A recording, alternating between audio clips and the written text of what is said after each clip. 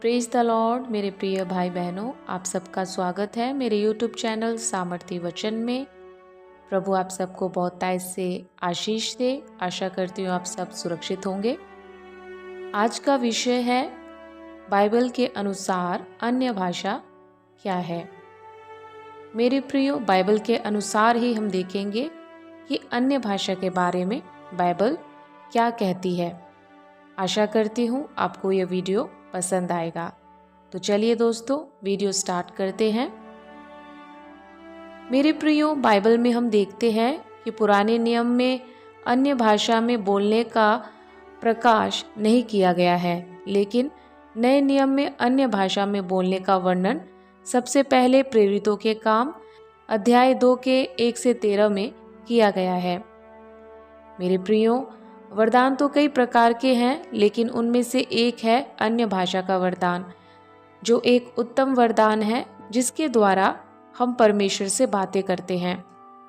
हम बाइबल में देखते हैं कि अन्य भाषा बोलने की पहली घटना प्रेरितों के काम अध्याय 2 के 1 से 13 में पेंतीकोस्त के दिन घटी थी। सभी प्रेरित एक जगह इकट्ठे थे और आकाश से बड़ी आंधी जैसी सनसनाहट का शब्द और उससे सारा घर जहाँ वे बैठे थे गूंज गया, और उन्हें आग की सी जीभें फटती हुई दिखाई दी और उनमें से हर एक पर आ ठहरी। वे सब पवित्र आत्मा से भर गए और जिस प्रकार आत्मा ने उन्हें बोलने की सामर्थ्य दी, वे अन्य अन्य भाषा में बोलने लगे। क्योंकि ये सब अशिक्षित अर्थात पढ़े लिखे नहीं थे और वे अन्य अन्य भाषा बोल रहे थे जिनका उन्होंने कभी अध्ययन नहीं किया था। वे सब अलग अलग जाति के थे। वहाँ पर पर्व के लिए हर एक जाति में से भक्त यहूदी यरूशलेम में रह रहे थे, और जब ये शब्द हुआ तो भीड़ लग गई और लोग घबरा गए, क्योंकि हर एक को यही सुनाई दे रहा था कि वे उनकी भाषा में बोल रहे हैं।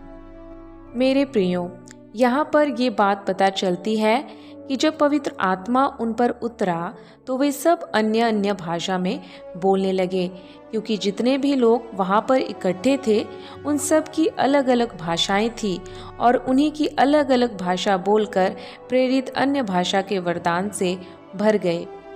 दोस्तों, इस तरह अलग अलग भाषाओं में बोलने से कई लोगों का ध्यान आकर्षित हुआ, और इस कारण पतरस को बड़ी भीड़ को यूनानी भाषा में यीशु मसीह के सुसमाचार का प्रचार करने का अवसर मिला, जो उन सभी के लिए एक सामान्य भाषा थी। मेरे प्रियो, पवित्र आत्मा का ये वरदान सच में बहुत ही अद्भुत है, और इसको केवल वही पा सकता है जो सच में प्रभु पर विश्वास करता है और उसकी आज्ञाओं का पालन करता है। दोस्तों, कितने आश्चर्य की बात है कि जो भाषा हम नहीं जानते, जो ना कभी हमने सुना ना कभी बोला, उसी भाषा को प्रभु की महिमा के लिए पवित्र आत्मा अन्य भाषा के वरदान से भरता है और उसकी महिमा लेता है। इसके अलावा भी पतरस कहता है, प्रेरितों के काम अध्याय 2 के 17 से 21 तक लिखा है कि अंतिम दिनों में परमेश्वर के लोग अलग अलग वरदानों से भरेंगे और उसके द्वारा परमेश्वर को महिमा मिलेगी। अन्य भाषा के बारे में हम पहला कुरिन्थियों अध्याय 14 में भी पढ़ते हैं। अध्याय 14 के 2 वचन में लिखा है, जो अन्य भाषा में बातें करता है वह मनुष्य से नहीं परंतु परमेश्वर से बातें करता है, इसलिए कि उसकी बातें कोई नहीं समझता, क्योंकि वह भेद की बातें आत्मा में होकर बोलता है।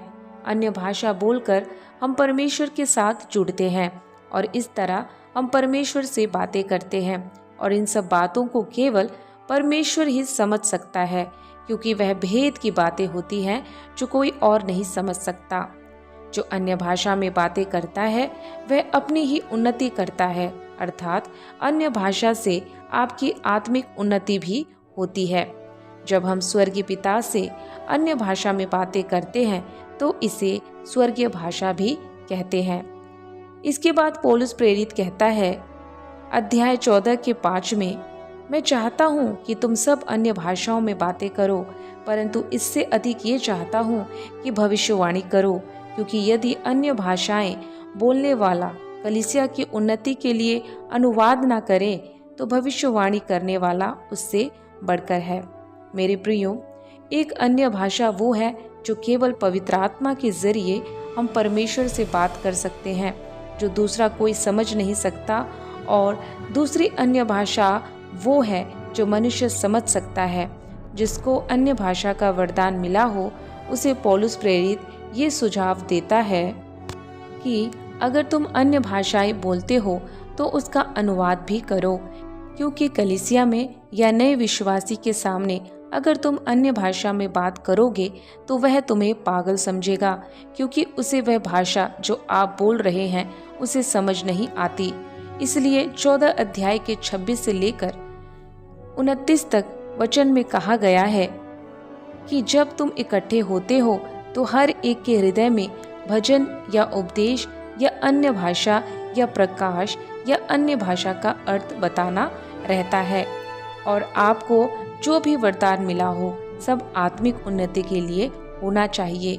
यदि 2 या 3 जन बारी बारी से बोले और एक व्यक्ति उस अन्य भाषा का अनुवाद करे, परंतु यदि अनुवाद करने वाला ना हो तो अन्य भाषा बोलने वाला कलीसिया में शांत रहे और अपने मन से और परमेश्वर से बातें करें।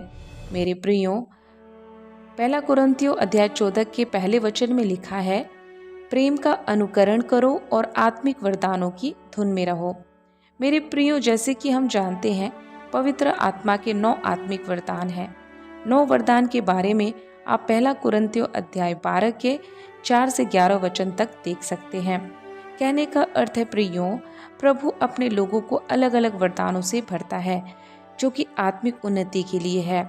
इन्हीं में से एक अन्य भाषा भी है। अन्य भाषा का वरदान भी एक उत्तम वरदान है जो प्रभु अपने विश्वासियों को देता है ताकि इससे खुद की और दूसरों की उन्नति हो सके। अगर अन्य भाषाओं में बातें कर कर दूसरों की उन्नति ना हो रही हो तो चुप रहना बेहतर है, क्योंकि अन्य भाषा को समझना और समझाना बहुत ही ज़रूरी है। मेरे प्रियो, आखिर में कहना चाहती हूँ, प्रभु हमें अलग अलग वरदानों से भरना चाहता है ताकि दूसरों की उन्नति हो सके और परमेश्वर की महिमा हो सके। हम परमेश्वर से प्रार्थना करें कि वह हमें वरदानों से भरे, चाहे वो अन्य भाषा हो या फिर चाहे अन्य भाषा का अर्थ बताना हो। कोई भी वरदान हो, प्रभु से दिल से प्रार्थना करें और प्रभु के वरदानों से भरें और उसकी महिमा करें।